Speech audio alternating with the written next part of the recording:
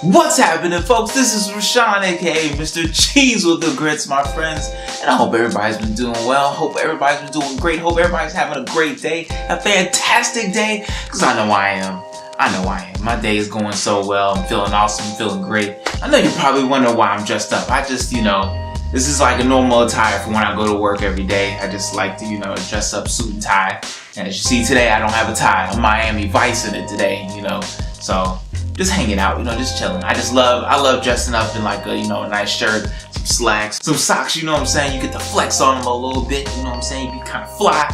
I like to be kind of fly. And of course, I got my wrist pieces, you know what I'm saying?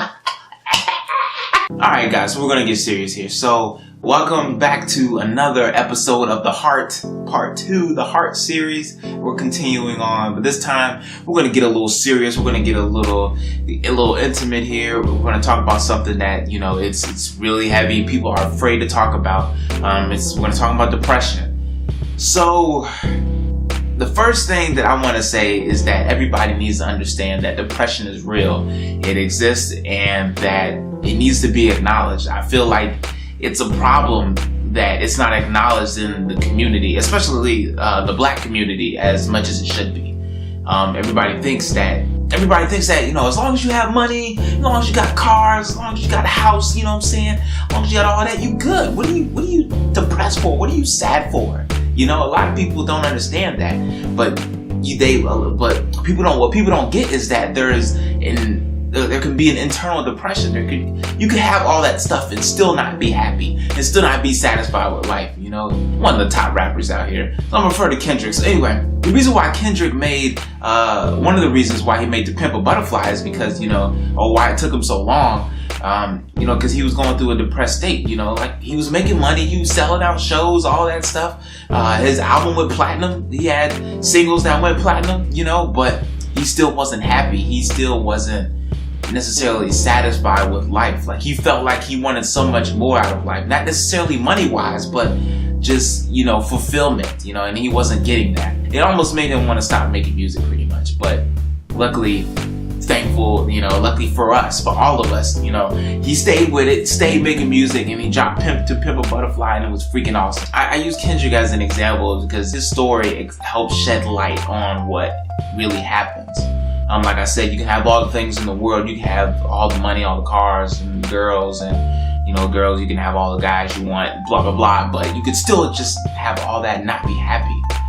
You could be just an internal depression. You could be lonely. A lot of people think that, hey, you can just sleep. You can sleep whoever you want to. You can sleep whatever guy you want to. You can sleep whatever girl you want to. Why are you depressed?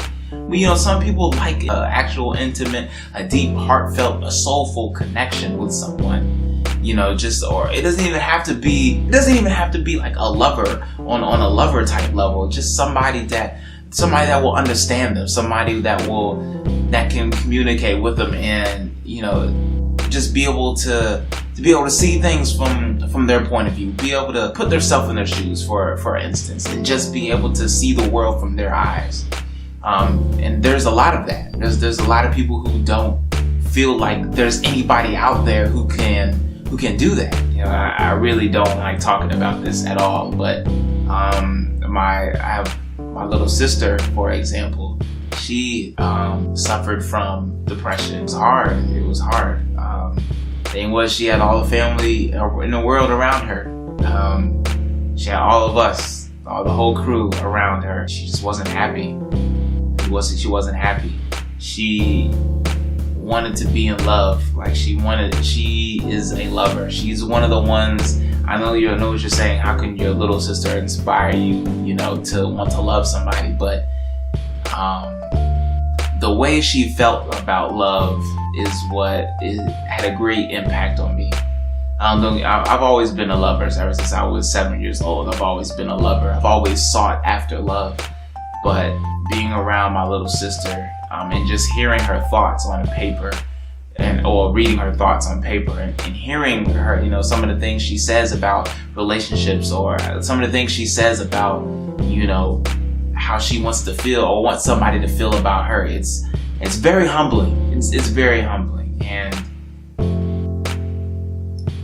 she was in love or wanted to be in love with someone, and it just didn't work. That one person that she wanted to be in love with or was in love with, it just didn't work out for her in that situation. So she felt like there was nobody that could understand her but this one person. She took her own life because she felt like nobody else could love her, or nobody else could understand her the way that person could, or she felt that person could. And I know for me, it shocked the hell out of me, because I'm like, yo, yeah, I understand, everybody goes through a bad breakup and things like that, but I'm like, she has all this family around her. She has me, my other sister around her, her group of friends. We're all around her.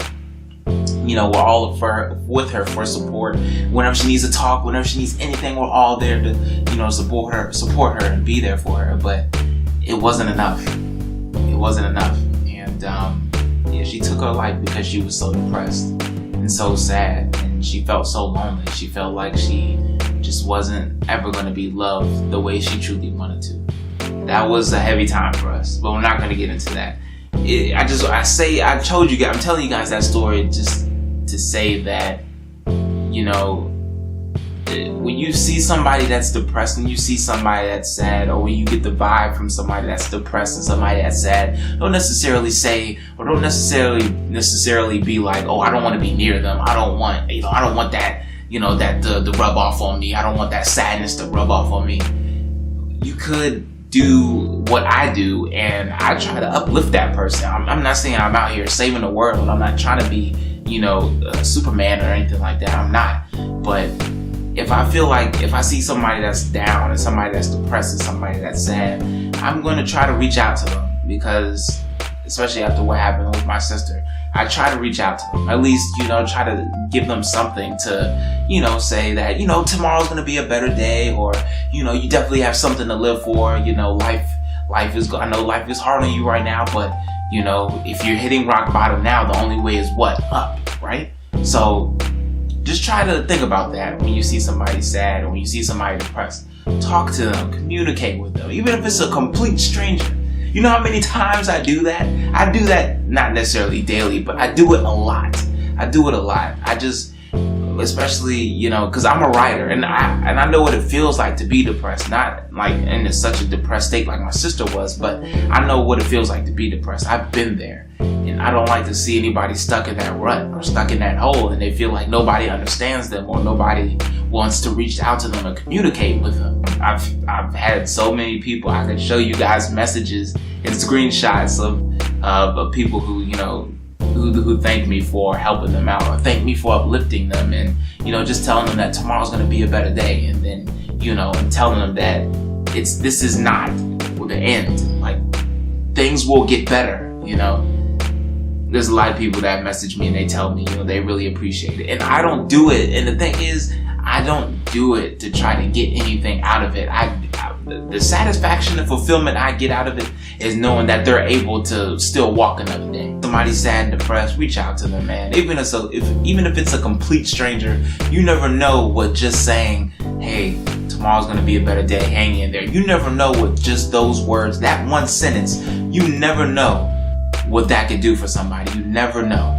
That could have a major impact on them and encourage them to just keep pressing on. Also, one thing I want you guys to remember. What you listen to, what you take in, what you soak in within your soul, within your heart, within your entire essence, what you soak in daily has a direct effect on your mood and your actions. For example, I'm going to use a big example for you guys. I'm going to make this really simple. Music. If you're listening to trap music, if you're listening to Future, if you're listening to Migos, 21 Savage, Young Thug, all of them, if you're listening, I'm not saying it's bad music. I'm not saying that. But if you're listening to that every single day, when you wake up in the morning every single day, when you go to sleep at night, or when, you're just riding to work, or when you're at work working, or when you're on your lunch break, if you're listening to that all day, I guarantee you that it'll have a negative effect on your mind and what you think and how you speak and and how you interact with folks. I'm not gonna say I don't listen to Migos or none of that, because trust me, there's a time and place for me. There's a time and place. When I'm going to work, let me tell you guys what I do, just in case you guys want to try what I do. What I do in the morning before I go to work, I listen to some chill wake up music. I listen to some chill stuff, just to soothe my vibe for what's coming on through the day. Because I interact with customers and with humans, with other human beings that demand certain things, and it annoys the hell out of me. But I love my job. So in the morning, I listen to things that's gonna soothe my mind, soothe my soul. That way, I'll be in a good vibe, and I'll be in a nice smooth vibe for the start of the day. If I go into work and I listen to Future, I listen to the trap music, I listen to the music, the Migos and all them. If I go into work, listen to that, yeah, I'm gonna be amped, I'm gonna be awake, but my mood is gonna be like, yeah, don't F with me type mood. And I don't wanna have that mood when I'm interacting with customers, when I'm trying to fix their systems. I don't want to have that type of mood. I want to have a nice chill mood and help them out and do what I got to do. The power of the tongue is real. If you wake up in the morning and say, today's going to be a great day, I guarantee it'll have a positive effect on your day. I promise you it will. You guys will be surprised at how many people are out here that just don't have anybody to listen to, or anybody to hear them out. You guys will be surprised. And that's why I always try to make sure I go the extra mile and reach out. So guys, I'm gonna go ahead and wrap this up. Just remember, depression is real. Depression is real. Just about everybody will experience it at some point in their life. You will experience it. You will experience hardships. It's gonna happen. It will happen. Just know that this is not the end. If you're going through a hard time right now and you're watching this video, please don't think this is the end. There's always light at the end of the tunnel. You can always go up from here. This is just a low point in your life. This is not the end. You will get through this. You will get through it. You will make it. You just gotta keep pushing. It's hard. I know what you're going through is probably hard, but you got this.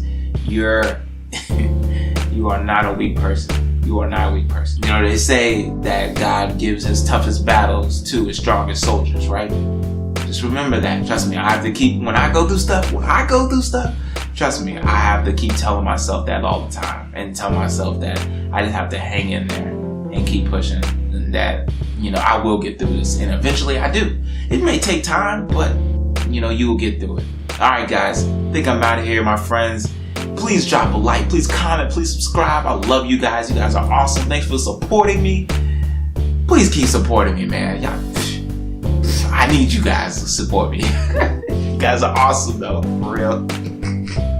I'm out of here, my friends. This is Mr. Cheese with the Grits, aka Rashawn. Your friend, Rashawn. Your friend. If you need help, or you need somebody to talk to, don't be afraid to reach out to me. You can message me on here, on YouTube, and just say what's up. Or, message me on Instagram, just to say, hey, I'm going through stuff, need somebody to talk to, need somebody to chat with. That's completely fine. I have no problem talking to anybody who's going through anything at all. No problem at all. So just keep hanging in there, guys. Talk to you guys later. Peace.